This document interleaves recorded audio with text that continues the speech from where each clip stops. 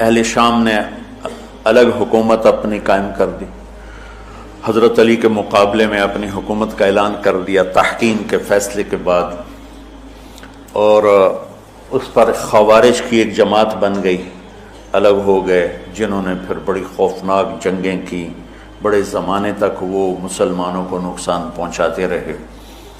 تو 3 خارجی اکٹھے ہوئے کہ جتنا فساد ہے نا اس کی جڑ ہے ایک عمرو بن عاص اور معاویہ بن ابی سفیان اور علی بن ابی طالب رضی اللہ تعالیٰ عنہ، ان تینوں کو قتل کر دو، فتنہ ختم ہو جائے گا۔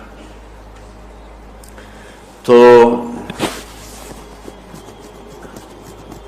عمرو بن عاص اس دن آئے ہی نہیں، وہ مصر کے گورنر تھے، فجر کی نماز، تو جو ان کی جگہ آئے وہ مارے گئے، شہید ہو گئے۔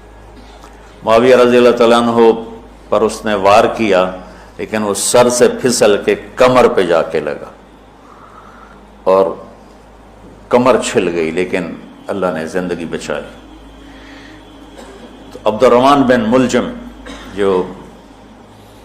جس نے حضرت علی کو شہید کیا، یہ آیا ہوا تھا کوفے میں، تو لوگوں نے کہا امیر المومنین یہ اس کے ارادے اچھے نہیں نظر آتے، تو اس کو ہم پکڑ نہ لیں۔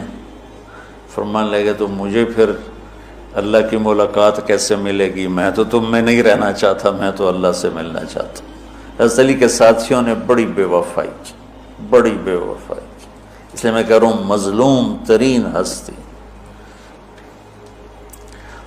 بسر بن ابی ارطاط نے یمن پہ قبضہ کر لیا شام کے لشکر کی طرف سے، اور حضرت عبید اللہ بن عباس رضی اللہ تعالیٰ عنہ کے 2 بچے اپنے ہاتھوں سے ذبح کیے جیسے بکرا ذبح کیا جاتا۔ آل رسول کے 2 بچوں کو میں صنعاء میں اس مسجد میں گیا، وہیں ان کی قبریں موجود۔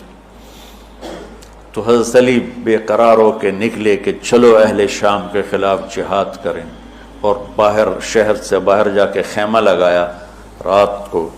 صبح دیکھا تو ایک آدمی بھی نہیں آیا ہوا تھا، اکیلے تھے۔ تو پھر بڑے دکھی دل کے ساتھ واپس آئے اور اپنی داڑھی کو پکڑ کر کہنے لگے تو کب رنگین ہوگی؟ ایک دفعہ بیمار تھے تو کہنے لگے یا رسول اللہ مجھے لگتا ہے میری موت کا وقت آ گیا۔ میں نے کہا نہیں، تیری موت آئے گی جب اس خون سے یہ رنگین ہوگی، جب تیرے سر کے خون سے تیری داڑھی رنگین ہوگی اس وقت تیری موت آئے گی۔ تو اس جملے کو یاد کر کے کہتے تو کب رنگین ہوگی، تو کب رنگین ہوگی۔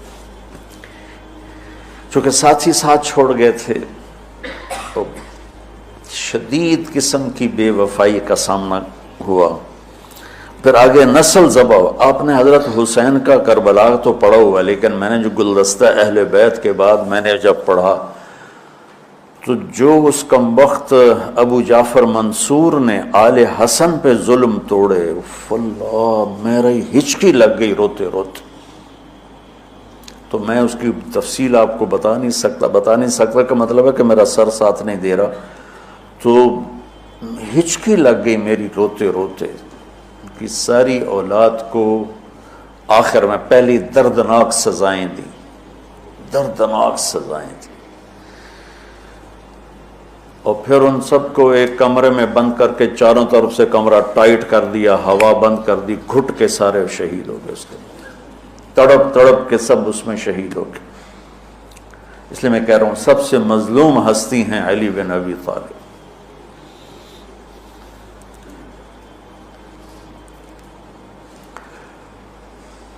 تو فرمانے لگے اس کو پکڑو گے تو میں شہید کیسے ہوں گا؟ پھر ایک دن دیکھا کہ لوگ گھر گوار پہرا دے رہے تھے۔ آپ نے کہا کیا کر رہے ہو؟ کہا جی وہ آپ کا خطرہ ہے، پہرا دے رہے ہیں۔ کہنے لگے کس سے دے رہے ہو؟ زمین والوں سے، آسمان والوں سے؟ وہ کہنے لگے جی آسمان والوں سے کون دے سکتا ہوں، زمین والوں سے پہرا دینے کا۔ بیٹا جا کے سو جاؤ، آسمان والا فیصلہ کرتا ہے، تو زمینی پہرے کام نہیں آتے، جاؤ، اور فیصلے آسمان سے اترتے ہیں، زمین پہ نہیں اترتے۔ تو 21 رمضان کو فجر کی نماز میں اس نے آ کے جو وار وہ سیدھا سر پہ لگا تو سر پھٹ گیا، تلوار دماغ میں چلی گئی، شور مچ گیا، پکڑا گیا۔ اب دیکھنا حضرت علی کے اخلاق۔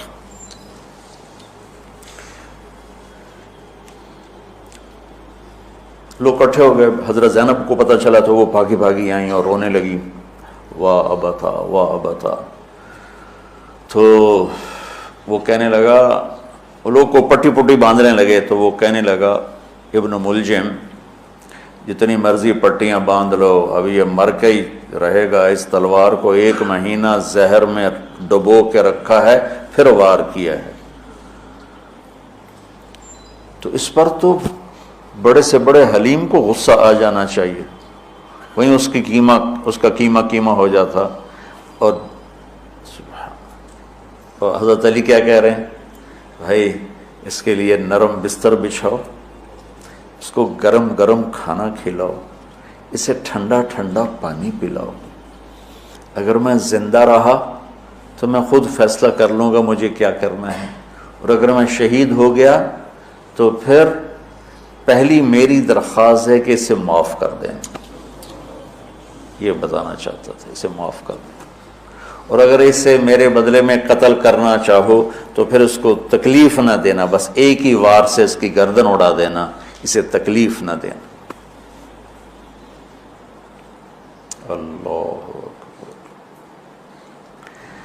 آپ پڑھیں گے نا صحابہ کی سیرت تو سب سے زیادہ فضائل حضرت علی کے ہیں، سب سے زیادہ. مقام اور مرتبہ تو ویسی جیسے خلفائے راشدین. سارے صحابہ اللہ کے ہاں مغفور محبوب. ان میں سے 10 مقرب ترین ابو بکر، عمر، عثمان، علی، طلحہ، زبیر، سعد، سعید، ابو عبیدہ بن جراح اور عبد الرحمن بن عوف. پھر ان 10 میں سے 4 محبوب ترین جو خلفاء بنے. پھر جیسے ان کی خلافت کی درجہ بندی ہوئی ایسے ان کے مقام اور مرتبے کی درجہ بندی ہوئی.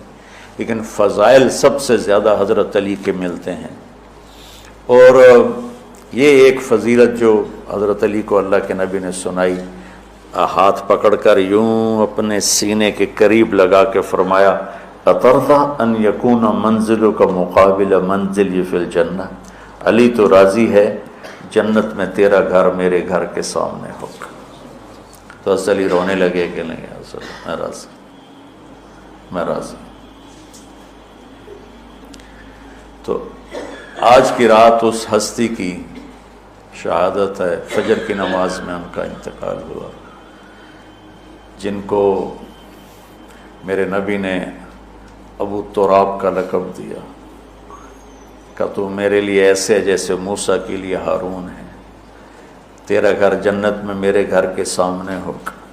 پھر آپ نے اپنی بیٹی فاطمہ سے کہا، فاطمہ تو میں یہ دونوں، حسن حسین، اور یہ جو سویا ہوا ہے، حضرت علی جاگے نہیں، وہ سوئے ہوئے تھے، یہ جو سویا ہوا ہے ہم پانچوں آخرت میں ایک ہی جگہ پر ہوں گے، اکٹھے ہوں گے.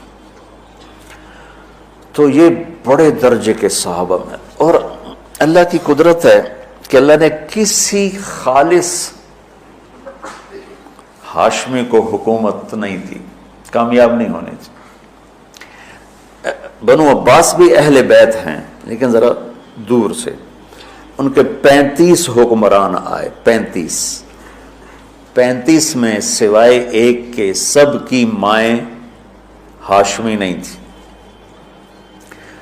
پہلے ہاشمی خلیفہ بنے حضرت علی، والد کی طرف سے بھی والدہ کی طرف سے. اور وہ کہتے تھے تو کب رنگین ہو، اور موت مانگتے مانگتے یہاں تک کہ شہید ہو کے چلے گئے اور دکھوں بھری زندگی گزار.